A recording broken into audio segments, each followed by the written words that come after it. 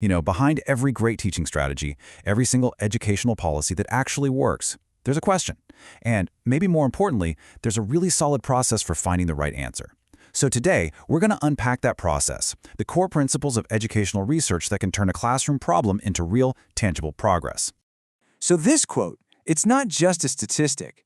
It's the kind of thing that keeps teachers like Miss Nguyen up at night. She's seeing this exact trend in her high school English class, especially since they switched to a blended learning model. And she's worried. She knows that just throwing spaghetti at the wall and hoping something sticks, well, that's just not good enough for her students. And yeah, that's the big question, right? How do you go from that sinking feeling of concern to a solid plan that's based on actual evidence? Well, the answer is in understanding the toolkit of educational research. And trust me, it's not just for academics in ivory towers. It's a super powerful tool for anyone who wants to solve problems the right way. All right, so let's get into it. The very first step is figuring out what kind of question you're even asking, because that's what's going to tell you which path to go down. And there are basically 3 main types of educational research, each with a totally different goal. First up is basic research. I want you to think of this as the bedrock, the absolute foundation of everything else.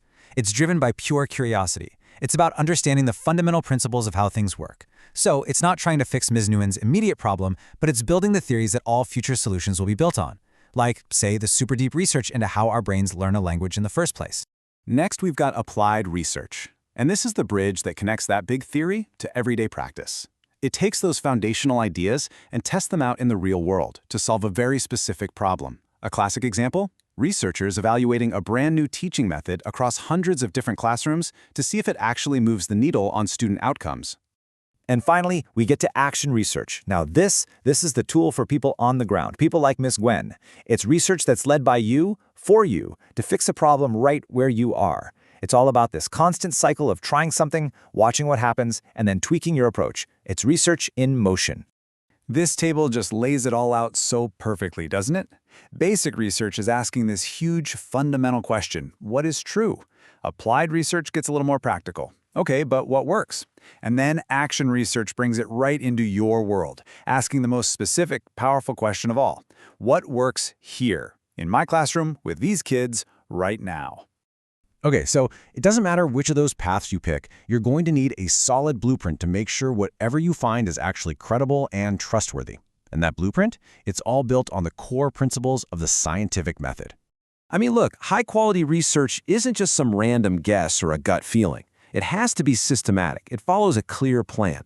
It's got to be empirical, meaning it's grounded in actual evidence you can see, not just opinions. And it has to be critical, always questioning its own assumptions. And at the end of the day, it's got to be laid out so clearly that someone else could come along, understand it, and maybe even try to reproduce it themselves.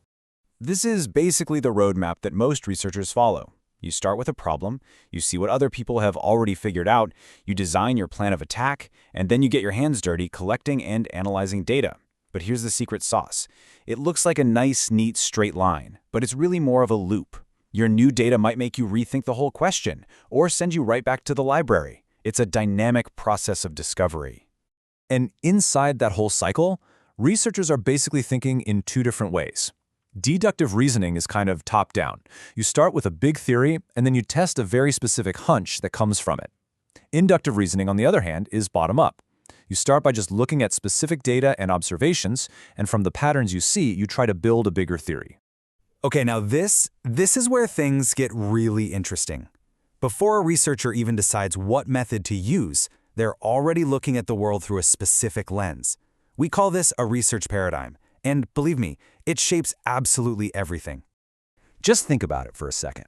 Your most fundamental beliefs about what is real and how we can even know things, they're going to completely change the kinds of questions you ask and what you'll even accept as valid evidence. That lens is your paradigm. And wow, this table just nails it. You've got your positivist, who sees a reality that's objective and measurable, so of course they're going to use experiments and surveys to look at test scores. Then there's the interpretivist, who believes reality is socially constructed, so they'll use interviews to really understand a student's lived experience. The critical theorist sees reality as being shaped by power dynamics, so they'll analyze things like discipline records to look for disparities. And the pragmatist? Honestly, they just want to know what works, and they'll use any tool in the box to figure it out. So really, it all boils down to this. Those paradigms, those worldviews, they point you toward different methods.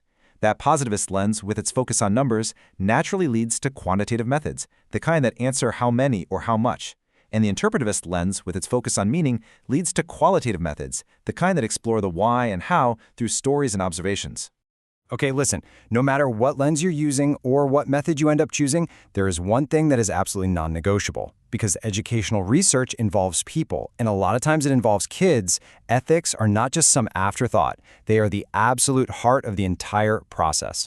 And right at the top of that list is informed consent. And listen, this is so much more than just getting a signature on a form. It's an ongoing conversation, making sure that every single person understands exactly what they're getting into and that they know, without a doubt, that they can back out at any time for any reason. It's all about respecting them as people.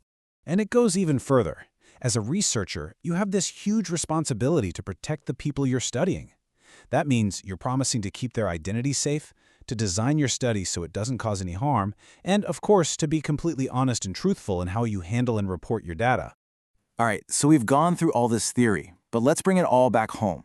How does any of this actually help our teacher, Miss Nguyen, with those disengaged students in her class? See, this is the big transformation. With this toolkit, Ms. Nguyen isn't just sitting there worried anymore. She becomes an active, empowered problem solver. She becomes a reflective practitioner who's ready to make a real, evidence-based difference for our students. So check this out. She can put together a really simple action research plan. Step 1, she nails down the problem, student disengagement. Step 2, she designs an intervention. Let's say weekly collaborative online projects. Then she collects some data. Maybe a quick survey, a few short interviews. She analyzes what she finds, reflects on it, and then she refines her teaching based on what she learned. That's the research cycle, right there in her classroom. And really, that's what this is all about. Research isn't some distant, complicated thing. It's a powerful, structured way of being curious. It's a tool for anyone who wants to understand their own world a little better and, maybe make it a little better too. So I'll leave you with this. What's the question in your world that's just waiting for an answer?